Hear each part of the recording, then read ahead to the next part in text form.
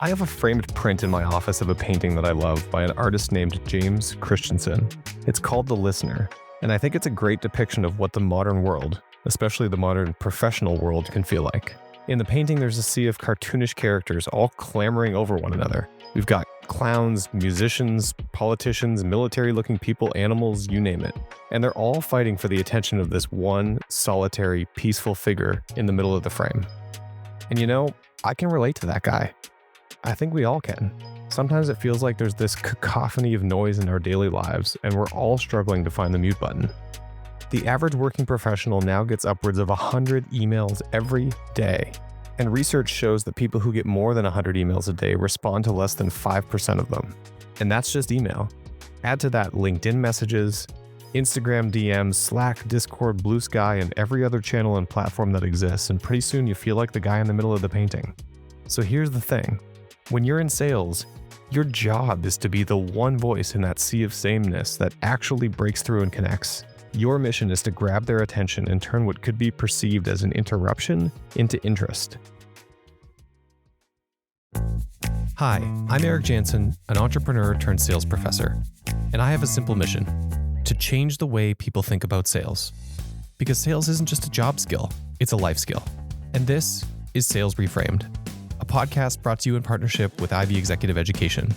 This time around, I'm joined by musician and actor Tyler Hilton, sports agent and best-selling author Sherry Wank, award-winning TV producer Mike Bickerton, and the dynamic entrepreneur Jack Arenas. And our topic: how to warm up your cold calls. Digging into your background a little bit, there's a story around you doing cold calling a radio station. I was playing a bunch of coffee house gigs when I was like 15, and I was covering this guy named Johnny Lang, this blues singer who was like a teenager. My dad's like, they're giving away Johnny Lang tickets on this radio station. You got to call in. And I was like, I'm not doing that. That's Tyler Hilton. He's a musician, actor, and author. You might have seen him on the hit show One Tree Hill, or maybe playing Elvis in the Johnny Cash biopic Walk the Line. Tyler comes from a family of musicians. When he was young, his dad heard him singing and playing around the house. He immediately recognized his talent and encouraged him to get out and start playing in public to build his confidence. My dad's like, you got to play some of these songs you're singing at a coffee house. And I was like, what? That's a hard no. I would feel like throwing up every time at an open mic when it's like, this is where all the worst people come to sing for the first time. And even then I was like, I'm not good enough to be up there, you know? But Tyler pushed through the nerves and started playing in public venues. And eventually he got comfortable in front of a big crowd. Turns out he was also comfortable enough to call into that radio station with a little prodding from his dad. He's like, you got to, I feel like they're going to love it. And I was like, why would they care about, I was like a freshman in high school, and somehow he convinced me to do it. I was like, hey, I'm calling for Johnny Lang tickets. She's like, what kind of stunt are you going to do on the air for the tickets? And I was like, nothing that crazy. Like, I'm going to sing a Johnny Lang song on my guitar. And she's like, oh, okay, can you sing me some of the songs? So I put the phone down in between my legs and I sang it. And I was like, this isn't crazy. Like, people are like doing crazy for these tickets. And she was like, hold on, I'll put you on the air. And I was like, what, is that because it was really bad or really good? Like, I didn't understand what the catch was, and they put me on the air. It was a nationally syndicated show. And then afterwards they were like, yo, you can have the tickets as long as you call us tomorrow after the concert and tell us how the concert was. So I called them back and they said, hey, can you play another song? We got a lot of calls. People really liked your voice. And then they just kept having me on their show over and over just because I called in to get these free tickets. And they gave me my first fan base. They helped me do my first record. Tyler's call to the radio station turned into something much, much bigger than a free ticket. It was the spark that launched his entire career. Everything came from that one call in for the tickets. Crazy. Way outside of my comfort zone. I want to go back to that story that Tyler told for a second, because I think it's easy to look at it like this once-in-a-lifetime, right person at the right time moonshot story. I mean, most of us are not super talented musicians who happen to also have Hollywood actor levels of charisma and good looks, right? But if you dig into it a little bit, his story has takeaways for how we approach sales, specifically when it comes to those crucial first attempts to connect with a potential customer.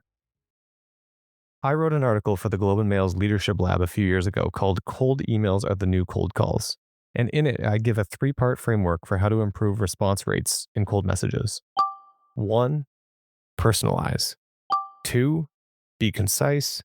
And 3, demonstrate capability. And when you think about it, Tyler did all 3 of those things on his call. In just a few seconds of conversation with the producer, he managed to stand out. He personalized it. He showed that he wasn't just some random kid calling in for free tickets. He was able to quickly show that he knew the artist, he knew the songs, and he had talent to showcase. He was concise. When the producer asked what he was going to do, he had an answer and had his guitar at his side. And he definitely 100% demonstrated capability. It only took him a few seconds of playing guitar and singing over the phone to show the producer that he was good. He got there really quickly. And by doing those 3 things, he made it obvious to the producer that putting him on air would be a win for everyone. Tyler wasn't just asking them for something. Rather, he made their job easier too. I don't say cold calling, but you have something you want to put out there and you have to have a method for doing it. I don't personally believe in having, this is the process. I don't think it's the 5-step process to better sales. That may work for some people. It has never worked for me, but I'm not a 5-step person. That's Sherry Wenk. She's a sports agent and best-selling author. She's the founder of the SLW agency and has negotiated hundreds of millions of dollars in deals for clients like Terry Bradshaw, Sam Smith, Dennis Rodman, Walter Payton, Randy Johnson, Nolan Ryan, Skip Bayless, and dozens more. I wanted to talk to Sherry for this episode because so much of her professional career has hinged on grabbing the attention of a potential client and making the case for herself as the best possible person to represent their interests. She doesn't like to use the term herself, but I'll say it anyway. She is a master of the cold call. Just a quick side note, I actually pitched this interview to Sherry by sending her a direct message on Instagram. It was a cold call, so when I had a chance, I had to ask her why she said yes to us.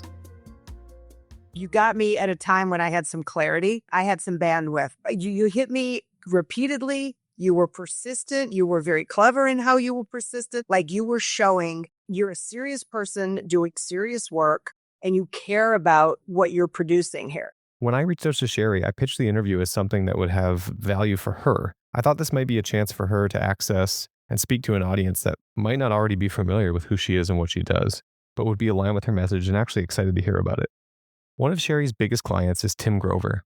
Today, he's a businessman and motivational speaker, but most would recognize him as the personal trainer to some of the most elite athletes in the world. He's worked with Michael Jordan, Kobe Bryant, and Dwayne Wade, just to name a few.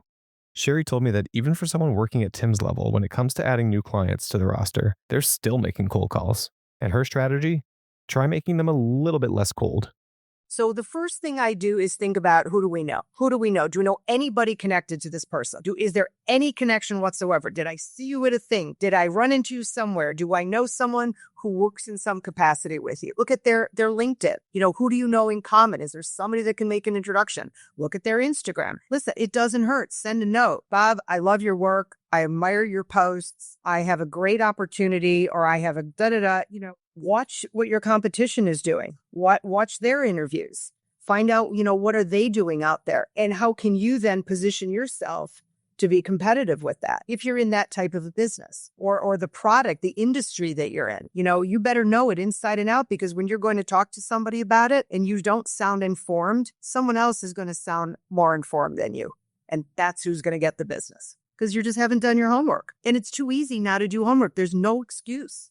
It's all right here. Everything you need, 100% is sitting there. No excuse. None. Don't be a clown. It's as transparent as can be. If you're dealing with successful people, they know. Don't wait to be invited to that party. A lot of people do. Can I pick your brain for 15 minutes? You cannot. My brain is not to be picked. Can I buy you a cup of coffee? No, that doesn't work for me or for my very busy clients. They're like, you made it too easy for them to say no. Can I? Should I? No, just give them what you want them to see. I'm going to send this to you. Put it in a form that you can literally communicate it in the way that you're trying to communicate with them. Throw them a link to something. I'm going to show you this. I'm going to let you see it right now. You might catch their attention. And part of catching their attention is making clear what's in it for them. That first message shouldn't just be about how great you are. It should be about how great you could be for the customer. Going back to that Globe and Mail article I mentioned earlier, the one where I talked about how to write a successful cold email, there's something I didn't actually talk about in that article. You can think of it as step 0 of 3 maybe, and that's the subject line. When someone opens their inbox, all they see is your name in the subject line, and those 2 things are going to make or break the decision to open that message. And remember, professionals are responding to maybe 5% of the messages they get. I imagine you, like me, have at some point experienced that all-consuming existential dread of trying to write the perfect subject line for an email. It's bad enough when you're writing to someone that you already have a relationship with, but when it comes to writing a cold email, it can be really tough. Thankfully, some really smart folks at Carnegie Mellon did some research into what makes an email worth opening and published it in a study called Should I Open This Email? Here's how it worked. The researchers conducted what's called a think aloud study. That means they asked people to go through their inboxes in real time and verbalize whatever they were thinking as they completed the task. They were looking for the commonalities that led to the email actually being opened and read. What they found was that really effective email subject lines share two things: inferred utility and curiosity. Curiosity is a little more self-evident, but also a bit counterintuitive. Turns out that participants in the study were actually more likely to open messages when they had moderate levels of uncertainty about the content. So maybe it's a case where you're writing to someone you know, but the subject line is vague or mysterious enough to pique their interest. They know you're a serious person, so you wouldn't be sending them spam. So what is it that you're sending them? Conversely, maybe this is someone you don't know, but the subject line manages to catch their eye because of that inferred utility. It's just specific enough to make them wonder, who is this person that seems to have the answer to my very particular problem? But there's a catch. One thing that has a big influence on whether or not a person opens an email is demand, which is to say, how busy a person happens to be, or how many demands are being placed on them at that particular moment. So that means you want to do everything you can to make sure that before you send that first email, the person on the receiving end already knows your name. Personalize. On average, it takes 7 impressions before someone's familiar with you. Okay, so that Carnegie Mellon study focused very specifically on email, just like my article in the Globe and Mail. And that's because until pretty recently, email was the go-to for, real business communication. AI tools have really disrupted the status quo, and while, in my personal opinion at the time of this recording, those tools aren't quite there yet, things are moving really quickly. So I want to stress that what we're talking about here are principles, not tactics. Whether it's an email, or meeting someone at a networking function, or dropping an IM on whatever socials, or phoning into a radio station, I believe the principles are the same. So let's talk about that idea of demonstrating capability a bit more. It's not just something that matters in an email. I think it's very natural to have passions that sort of evolve as you grow older. The world evolves around us, and so nothing is remaining sort of static. And I think that that's a sign that you're growing as a person. That's Jack Aremus. He's a young entrepreneur who I first met after I stumbled on a viral video that he made. Jack grew up with lots of interests: baseball, real estate development, cooking, beekeeping even. Throughout his academic career, he was always searching for a way to integrate all of these passions into a career. What makes you unique? What makes you you? And finding the intersection of whatever that crazy combination of interests are, that's going to be the thing that makes you a one of one in the world. I might be the only person in the world that has an interest in beekeeping, snowboarding, video editing, and developing apps. I don't know how all that's going to fit together, but that's probably going to make me pretty unique. In 2019, he graduated from an entrepreneurship program at USC in California. Coming out of that program, Jack knew that he really wanted to pursue a career at the intersection of coding and digital media. It seemed like a sweet spot between his more creative aspirations and his desire to be a part of the digital infrastructure that helps other creative people get their ideas out into the world. YouTube and YouTubers, right? Like they're commanding so much attention. If you look at the views, right, that they're getting on videos, they pretty much blow everything else out of the water, right? If they do it right, and everything's very public. For me, I just saw it as sort of being the future.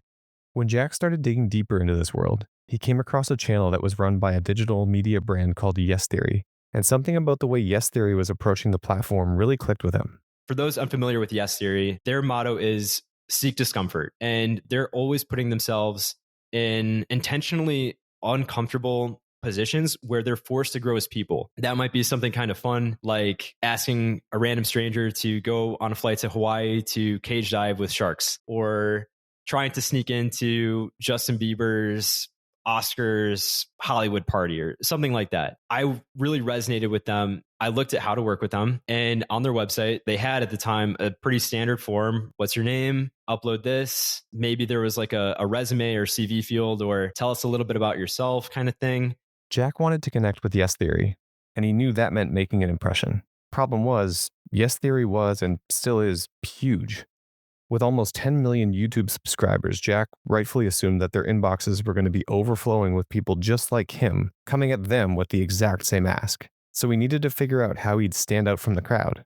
He knew he'd need to make sure his outreach showed that he wasn't just some random kid. He wanted to make it clear that he was a fan of their work and wanted to become a collaborator. But he also knew that everyone who was reaching out to Yes Theory was probably thinking the same thing. Jack wanted to go one step further than the competition. His first step? Do your homework. Specifically, Jack started watching the video content that Yes Theory was producing and began taking notes. He also took a look at the video reels that other successful Yes Theory applicants had sent in. Could he find a magic thread, a way of standing out and break through the noise? And just so you know, at this point, Jack had no background at all in video editing. I studied these things relentlessly. I looked at how fast the cuts were, how many cuts there were, when did music come in, what was it exactly that they were doing to stand out in their own sort of application process? What was their story? What were all the things that made them really stand out? And over the course of, I'd say about a month and a half, I tried to think of all the ways that I could stand out.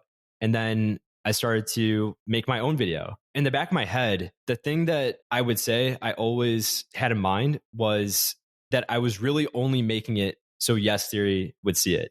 I never made it with the intention of trying to go viral or trying to get anybody outside of Yes Theory to see it really. And that it would be something that they viewed as being impressive enough to the point where they would take me on. Jack put together an incredible video that he titled simply, "I Want to Join the Yes Theory Team." It's succinct at 3.5 minutes and outlines Jack's biography, his interest in Yes Theory, and the ways he hoped he could help take the group to the next level. You can find the whole video on YouTube, which we'll link to in the show notes, but here's a short taste of what he sent them. I think life is about saying yes to those opportunities you might be scared of. It means being vulnerable, risking embarrassment and judgment from others. But one of the most beautiful realizations that I've had was that it's not about proving anything to anyone else. It's about proving it to myself. So Yes Theory, I stand before you, asking not to work for you, but to work with you. To show the world the power of saying yes, to actively seeking discomfort, and getting the most out of this crazy thing that we call life. It's really, really impressive. And it demonstrated not only that he was enthusiastic and had done his homework on the Yes Theory brand, but he really pitched himself as a person who could be a benefit to the group, someone who'd be able to hit the ground running and have an impact. He demonstrated his capability.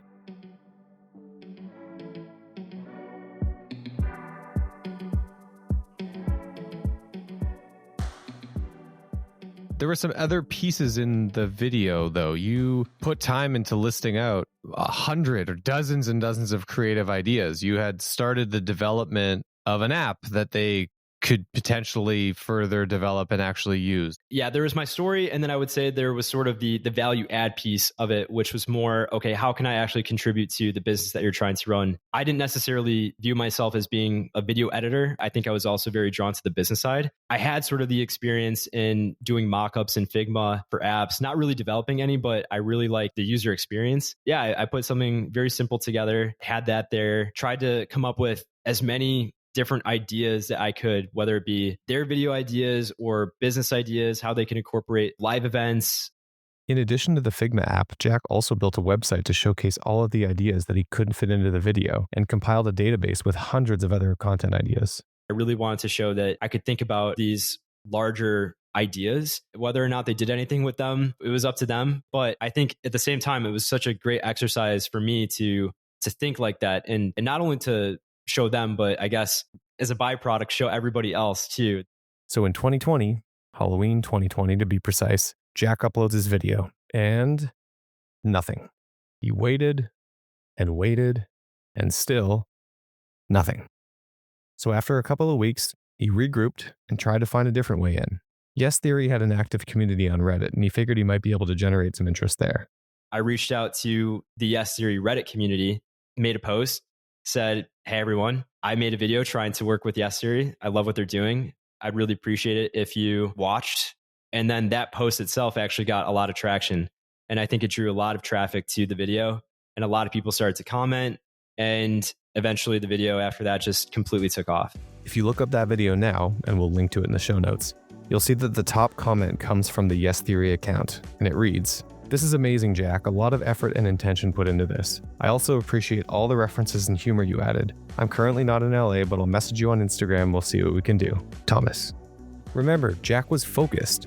He didn't make a generic video and send it out to every company he thought might need an editor. He picked Yes Theory and focused on making the best possible pitch, one that was tailored to them, and showed that he was capable of doing the type of work he'd been asked to do on the job. After all of that work, after the push to demonstrate that he'd be a great fit, and after seeding the video to the Reddit community, finally, the Yes Theory team did get in touch. And Jack? Well, he got to work with Yes Theory. He landed his dream job. And of course, that job led to even more opportunities. It was crazy. I mean, it brought so many opportunities outside of that. And I think what was my initial goal, right? Like I wanted to learn video editing. And over the course of making that one video, I actually learned almost everything that I needed to learn. Or at least if you're looking at the 80-20 of it, I probably learned the 80% that was the most applicable. I think there were a couple lessons there. One, just not waiting for permission to do the thing that you want to do, right? Like if you have the motivation, try to go and do it. I'm all for trying to connect with the right people. And I think it still brought me amazing opportunities. It was a great foundational piece really for what came after. And it definitely changed my life. Just like Tyler's story from the top of the episode, there's a lot to take away from Jack's story here. You can think about what Jack was doing as a kind of account-based marketing. That's ABM. ABM means turning off the fire hose of anonymous spam emails and being extremely targeted in your approach to outreach. ABM is laser focus on opportunities that you've identified as being a good fit, and it focuses on accounts or people rather than markets or industries. That lets sales and marketing teams work together, which is more efficient for everyone and tends to yield higher conversion rates. Customers feel heard, the experience feels more personal, and there's a higher ROI all around. It means looking at what the potential account is doing, what they need, how they're positioning themselves, all of the stuff that Jack did before he sent off his video, and then using all that information to craft a pitch that is surgically honed to grab the customer's attention. I worked on Canadian Idol, So You Think You Can Dance Canada, Canada's Next Top Model, Top Chef Canada. And then we moved out of that into Amazing Race Canada. That's Mike Bickerton. He's a veteran producer in the reality TV world. There's so many different jobs that I do, but mostly what my job is to sit across from somebody in an interview, like say teams on Amazing Race, and say, okay, you did the zip line through Banff, you failed, you got eliminated, but talk to me about this. I have to talk people through some things that they don't necessarily want to talk about. For me, sitting there as a producer, I want to know that my editor will be able to take a clear soundbite that's somebody's thoughts in their own words and express who they are. Now, more so than ever, TV is a fight for the viewer's attention. People have a lot of options, and convincing them to sign on for something new, something unfamiliar, can be a real challenge. So Mike mentioned that he worked on the Amazing Race Canada. And sort of on the flip side of Tyler's story, Mike has actually been the guy on the other side of those cold calls. He's gone through thousands of applications and auditions from potential contestants on the show. I wanted to know what it takes to make an impression, to get a call back, and maybe even make it on one of these shows. When I'm screening those casting tapes, it really is trying to figure out who would I be excited to tell my friend that I just watched their casting tape. That is what an audience does. It's, hey, you have to watch this show that I saw last night. Or, Mom, come in here. There's a hilarious one on the TV that you're going to love. Or there's somebody who reminds me of Uncle Jack and he's the worst and everybody hates him the way that we hate Uncle Jack. You got to come watch this. It's really just, is this person somebody that I want to tell somebody else about? And then do I want to tell a couple million people about them? So clearly, making an impression is important, but there's more to it than that. It's about making the right kind of impression and framing it as something that's going to have some value to Mike and to the rest of the people making the show. The casting for a show like Amazing Race Canada is a lot of volume. We're basically just asking, pick a partner that you think you want to win $250,000 with. A lot of people will say yes to that. A lot of people will submit a tape. But the show isn't just about just finding people. It's finding people whose relationships are going to be interesting from episode 1 to episode 10. A lot of times when people submit their casting tape, it's, I love this show. I would be amazing at this show. You'd be stupid if you didn't pick me. Look at me. I'm Captain Canada. And to a point, I enjoy a little bit of that. I like someone who is going to be outgoing and extroverted, but I really need to know, like, who are you racing with and why? You could choose anybody in your world. Why'd you choose your dad? Why'd you choose your roommate? Why'd you choose your ex? I have that question for exes all the time. They're fascinating people. And it's rarely the people that are talking about how badly they want to be on the show. And it's more about just explaining who they're racing with. Because at the end of the day, we know that they're going to race an exciting show, but we got to see, like, what is a mother-daughter dynamic like versus a sister's dynamic versus a married couple dynamic? And that's what always I gravitate to in casting tapes, is just trying to figure out what category their relationship fits into and what's their motivation. I always try to figure out from people, why do you want to run this race with this person right now? And it doesn't mean that everyone has to say, like, this is our 40-year wedding anniversary and we want to do something special. But it's just about seeing why they've picked this person to rely on, and will they be as motivated in the process. It's important to remember that often whatever it is that's standing between you and a yes is entirely beyond your control. You can do everything right on your end, and for some reason, it just doesn't click for the person on the other side. It's not about selling yourself hard. It's about figuring out if what you have and what you are is a fit for what they're looking for, and also making sure that you clearly get that across in whatever format is available to you. I think zooming out, casting is all about packaging yourself, presenting yourself, and being able to deliver a quick synopsis of who you are and what you could bring to the show. So what is your point of view? So I always tell people, just be yourself. Any TV show that's casting, they are looking for you. They're not looking for the person that was really popular last season. So don't try and be somebody else. Don't try and play a character. Have an authentic conversation with the people around you, and you will come across like you would in real life to friends and family that know you. With a show like Amazing Race, there was teams that I saw year over year in the 6 years that I was casting, and a lot of teams would get callbacks multiple years because you just don't know what the mix is going to be this particular year, how these individuals or teams are going to fit into who is rising to the top. And one of the most satisfying things was seeing on the 10th season of Amazing Race, 4 years after I'd left it, a team from Newfoundland and Labrador got onto the show that had applied every single season. Colin and Matt, they were the most fun. We interviewed them in St. John's a bunch of times. And I was like, guys, you would be so much fun in this race. I get it if you don't want to keep applying, but if you do, I will always put you forward. And then finally, 10 years later, they made it on the show. So very satisfying. Oh, this is good. Like, I didn't have this as a question, but this persistence, right? I think that people will send that initial cold email, cold call, whatever. And then if they don't hear back, they're like, well, I tried. But it sounds like these guys, was it Colin and Matt? Colin and Matt Came back, and it took the 4th time for them to actually get on the show. The show, I think, brilliantly played it up because they showed clips of all their 10 audition videos and then welcomed them onto the starting line. And it tells the audience at home, like, oh, even if I applied that one time and I didn't make it during that first season with 10,000 applications, your odds were not very good of being one of the 9 teams chosen. It gives you the cue that, yes, persistence does pay off. And there is a point to, if you want something, continue to work towards it.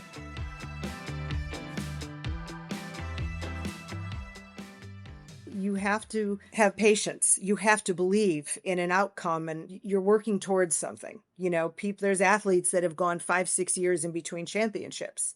We have people, listening to this that can't go 5 days if they didn't make a sale. They're ready to quit. That's Sherry Wank again. As a sports agent, she's in the unique position of flipping between being the customer and the one trying to close the deal. She knows about persistence. If I cared about the rejection, I would never be able to get out of bed. Sometimes we get inquiries. I'm like, this is perfect. This is great. The timing works. The schedule works. We're going to get, and I quote them. And then they just go away. I never hear from them again. And I'll follow up once and say, hey, and if sometimes they'll come back and say, yeah, this group went in a different direction. I'm good. I'm done. That's it. You know where to find me. Keep in touch. We'll connect down the road. You cannot get emotional about those things, even when you think you're at the finish line. You go the distance, right? And you're right there, and it sounds like you're just all set and you can't wait to tell everyone. I'm closing the hugest deal. It's a done deal. Oh, it's a done. And then it goes away and you can't believe it. It's embarrassing and painful. You already have the commission spent in your mind and you know exactly what you were going to do with that. And it went away. That's a horrible feeling. And it happens to all of us at any level. The biggest deals fall apart. It's not just you. For Sherry, the long game is important. If Mike's story about a 10-year timeline to make it onto Amazing Race seems like a lot, how about 18 years? That's how long it took Sherry to land one of her biggest clients and closest collaborators today, Tim Grover. Tim had reached out to me during his Michael Jordan years, and he had an idea. A publisher had come to him about writing a book, and it was a huge deal for various reasons. He wasn't sure how to manage it, and he had seen my name in the paper as someone who does sports books, produces them, and represents them. And so he reached out to me. We had a good conversation about it. I negotiated a very big deal for him. And for various reasons, he decided at the last minute not to do the book at that time. So we went to the finish line on that, and it didn't happen. And it was a very big deal to walk away from. I followed him around with, calls, emails at that time, dropping a note, seeing a thing, just keeping in touch. Hey, there's another opportunity here. Would you like to talk about a book? No, not interested. Not interested. Thank you very much. Not interested. We would run into each other at various occasions. Hey, have you been? Good, great. He'd call me if he, saw a book that was interesting to him. Do you know about this? But no business was done. 18 years passed in between that first meeting for the book about Michael Jordan, training Michael Jordan, to the day he called me and said, I need to talk to you. I really didn't even think anything of it. I'm like, I knew you'd, eventually you'd come back. I want to go back to Tyler Hilton here because his story is so compelling to me and ties together so much of what we've been talking about. When Tyler called in for those Johnny Lang tickets, it was a combination of preparation and willingness to take a shot that opened the door to some of his earliest public exposure. And it was that same willingness to take a swing that set him up for his appearance on the big screen. I won this national Shakespeare competition I went to in New York, and I got signed by William Morris as an actor my senior year of high school. Right at the time I was trying to get a record deal, so they signed me for music and acting, and then I got an agent. But I told them, I'm a musician, I'm not an actor, so you don't have to worry about, whatever. I don't know what I was thinking, but that's what I told them. So they're like, okay. But then this movie Walk the Line came about, and they said, they're looking for musicians to be Johnny Cash's background guitar player. So all we need you to do is come in, sing a Johnny Cash song, and they're trying to cast people to pretty much be extras. So I was like, oh, okay, cool, that sounds awesome. So I learned a Johnny Cash song, went in to play it, and they were like, do you know any Elvis songs? That was my favorite. All of the first songs I learned were Elvis songs. And I played them 3 Elvis songs. And they were like, okay, cool, thank you. And that was it. And I was like, okay, that was really weird. My agent calls, they're like, they want you to come back and read lines as Elvis. And I was like, Elvis? Do they know that I am not an actor? She's like, yeah, they want you to read these Elvis lines. So I read the Elvis lines, didn't feel like it went well or not. And they called me, they're like, they want to give you this part in this movie. But at the time, Tyler was focused on his music career. And as big a deal as it might seem to be offered a major part in a big budget Hollywood biopic, Tyler had reservations. And he was concerned about being able to play the part without seeming like someone doing a half-baked Elvis impersonation. So he thought about it, and believe it or not, he turned it down. He figured if it went badly, it would ruin any chance he might have for a music career going forward. I was like, no, I'm not playing Elvis in a movie. Yeah. And I'm trying to record my record, and I don't want people to think I'm some Elvis impersonator. And I was like, no, I'm not doing it. And the story could have ended right there, but it didn't. That same cold calling muscle that Tyler had built up years earlier from calling into that radio station came in handy later that day. Randomly, I'm in this bar. My friend goes, I think that's Joaquin Phoenix over there. And I was like, oh, whoa. I just tried out for his movie. I'm like, I'm gonna go talk to him. So I went over and I was like, hey man, I just wanna say, I read Walk the Line. It's so good. That's gonna be such a great movie. Congrats, you're gonna kill that or whatever. And he looks at me and I'm a nobody. And he goes, are you Tyler Hilton? I saw your audition tape. You gotta do this movie. And I was stunned. Told him I'm a musician. I'm signed to Warner Brothers. I'm making my record. He's like, dude, Reese and I have been taking guitar lessons and vocal lessons for 2 years to get ready for this stuff. We are so nervous. And everyone they're trying to cast as the musicians in the movie aren't real actors. They're musicians because they want it to feel authentic. You got to do it. And I was like, oh man, I said no already. He's like, that's all right. Call them and tell them that you're into doing it. I'm sure you could take it back. And I called my agent from the bar and I was like, I tried talking. And he was, can I do this movie or what? And she was like, I'll call and see if it can happen. And it literally, I got that movie because I ran into him in that bar. And I was ready to say no because I didn't want to do something that was out of my comfort zone. And as you probably know, he got the part. The only reason Tyler Hilton got that part was because he walked across a bar and introduced himself. That wasn't talent, and it wasn't fate. It was a decision. And that's the thing that most people miss. They think they're not the type of person who does that sort of thing, or that maybe talking to strangers is an innate talent that you're supposed to be born with. But it's not. It's a muscle that you build one conversation, one email, one ask at a time. And yeah, you might get rejected. You might look stupid. But the life you want, the people you want to meet, the career that you don't even know is possible yet, they're not coming to you. You have to go to them. So what's the one thing we hope you take away from today's episode? Take your shot. Send that cold email. Make that call. And when you do your homework, customize your message, and demonstrate your capability. Because you just never know when one uncomfortable conversation could change your life. Next time on Sales Reframed. It might seem counterintuitive, but when it comes to sales, research shows that listening is far more important and far more effective than talking. I like to think of it as diagnosing before you prescribe. So who better to talk to than a world-class expert in diagnoses? Dr. Bafara Day is a world-renowned surgeon at Memorial Sloan Kettering Hospital in New York. Patients travel from far and wide to seek his counsel on prostate cancer treatment. But here's the problem. After he was giving his expert recommendation, they weren't listening. So Dr. Aday did something radical.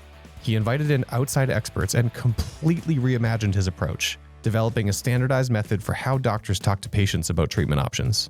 What he discovered about creating structure and communication will change how you think about sales conversations. Even in surgery, many of our anatomic books and surgery textbooks are step-by-step how to do the surgery, techniques in surgery. We're very well accustomed to seeing a standardized approach and using that as our launching pad to personalize it. And so we felt in a similar way, we can create an approach in communication. Thanks for listening to Sales Reframed with me, your host, Eric Janssen. Thanks to my guests this week, Tyler Hilton, Sherry Wank, Mike Bickerton, and Jack Aremus. You'll find links in the show notes to all the amazing things that they're doing. This podcast is brought to you in partnership with Ivy Executive Education. Part of the Ivy Business School, consistently ranked among the top business schools globally, Ivy Executive Education delivers high-impact learning experiences for organizations and leaders at all levels. From custom design programs to coaching and open enrollment courses, Ivy works with executives and business operators around the world to drive real results. Their mission, like ours, is to turn cutting-edge research into practical insights that help people learn, grow, and succeed in a changing world. This show takes a village. I'd like to thank our executive producer, Sean Ackland Grant, and our editorial advisor, James Greenhill. Our audio engineer and producer is Carol Eugene Park, and our narrative producer is Michael Catano. Thanks also to our creative directors, Christina Ball and Michelle Stanescu. Thanks for listening. We'll see you next time.